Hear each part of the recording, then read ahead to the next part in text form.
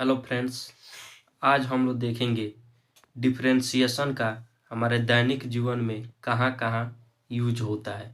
तो चलिए वीडियो को स्टार्ट करते हैं। जैसे हमारे चारों ओर ऑब्जेक्ट बदल रहे हैं, कुछ गति कर रहे हैं तो कुछ नहीं, लेकिन बदल सब रहे हैं। कोई ऑब्जेक्ट किसी दूसरी ऑब्जेक्ट की तुलना में किस प्रकार बदल रहा है या किसी ऑब्जेक्ट के सापेक्ष किस दर से बदल रहा है, इसी को हम कहते हैं रेट ऑफ चेंज। और इसे हम ज्ञात करने के लिए डिफरेंशियल का यूज करते हैं। चलिए इसे हम एक एग्जाम्पल से समझते हैं। ये है वेदांत, जो सुबह 9 बजे अपनी बाइक से कॉलेज के लिए रवाना होता है। घर से कॉलेज की दूरी 15 किलोमीटर है। स्टॉप। करीब 6 मिनट पर वेदांत 9 किलोमीटर की दूरी तय कर लेता है। क्या आप बता सकते हैं वेदांत कॉलेज कितनी बजे पहुंचेगा?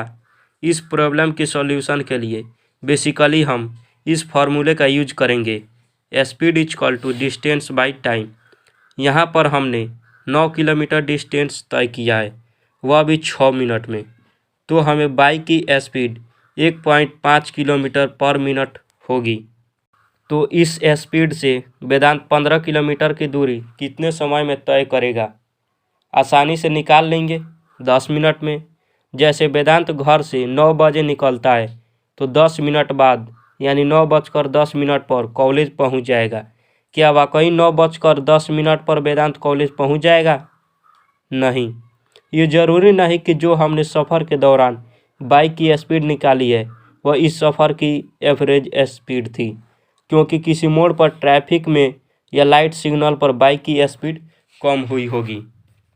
वहीं किसी सीधी या खाली सड़क पर बाइक की स्पीड अधिक हुई होगी, मगर सफ़र के दौरान हर समय बाइक की स्पीड बदली होगी और इन सभी स्पीड की एवरेज स्पीड 1.5 किलोमीटर प्रति मिनट है।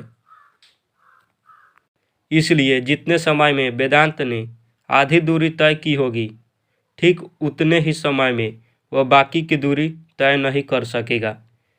समय कम या ज़्यादा लग सकता है। चलिए अगला एग्जाम्पल देखते हैं।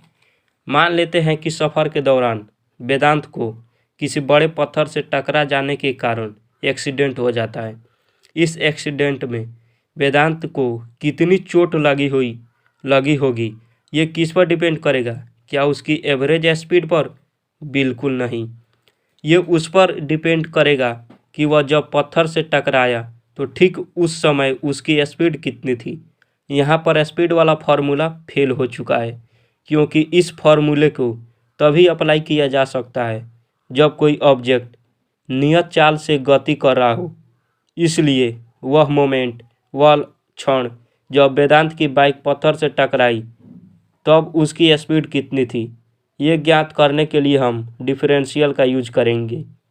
मतलब डिफरेंशियल का यूज किसी क्षण किसी ऑब्जेक्ट की किसी दूसरे ऑब्जेक्ट या किसी पॉइंट के सापेक्ष हुए बदलाव को ज्ञात करने के लिए किया जाता है। मतलब डिफरेंशियल ज्ञात करने के लिए दो राशियों का होना जरूरी है, अन्यथा डिफरेंशियल अप्लाई नहीं हो सकेगा। एक राशि जिसमें बदलाव ज्ञात करना है और दूसरा जिसके सापेक्ष बदलाव ज्ञात करना है। वास्तव में गति को दिखाने के लिए सापेक्ष में कोई ऑब्जेक्ट का होना बहुत ज़रूरी है। जैसे मान के चलिए कि रात में कोई अकेले तारा निकला हो, तो कैसे पता करेंगे कि वह गति कर रहा है या नहीं? ये हम नहीं बता सकते, लेकिन जब उसके सापेक्ष कोई दूसरा तारा हो तो हम आसानी से जान लेंगे कि वह गति में है या नहीं। तो हम वापस चलते हैं वेदांत की एग्जाम्पल पर, जहाँ हमें उस मोमेंट पर बाइक की स्पीड निकालनी है जब वेदांत का एक्सीडेंट हुआ था।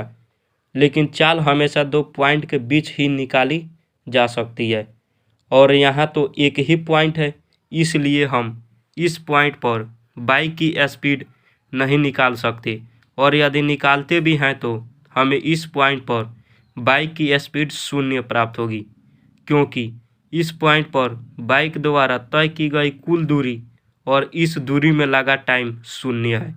इसलिए हम यहाँ डिफरेंशियल का यूज करेंगे। यहाँ डिफरेंशियल का अप्लाई करने के लिए हमें जिस पॉइंट पर बदलाव को हमें निकालना है उस वस्तु के अत्यंत पास एक काल्पनिक बिंदु मानना होगा। वस्तु और काल्पनिक पॉइंट की दूरी शून्य के काफ़ी करीब होगी, लेकिन शून्य नहीं। इस नगण्य दूरी को हम डेल्टा डी लिखेंगे और बदलाव समय के सापेक्ष में निकालेंगे। मतलब दूसरा वेरिएबल टाइम है और फर्स्ट वेरिएबल डिस्टेंस। अब हम यहाँ पर लिमिट ले लेंगे, limit delta D tends to 0, और इसे सॉल्व करके इस छोटे से टाइम पीरियड्स पर बाइक की स्पीड निकाल लेंगे। इस तरह डिफरेंशियल का यूज बहुत से फील्ड में किया जाता है, जैसे engineering, computer science, physics, economics, statistics और जहाँ भी परिवर्तन की गणना करनी हो, डिफरेंशियल का यूज किया जाता है। जब जैसे हम रॉकेट लॉन्च कर तो इसकी स्पीड नियत न रहकर लगातार बदलती रहती है। यहाँ डिफरेंशियल का यूज कर पहले ही पता लगा लिया जाता है कि रॉकेट को अपने टारगेट पर पहुँचने में कितना समय लगेगा। इसलिए डिफरेंशियल को हल्के में मत लेना।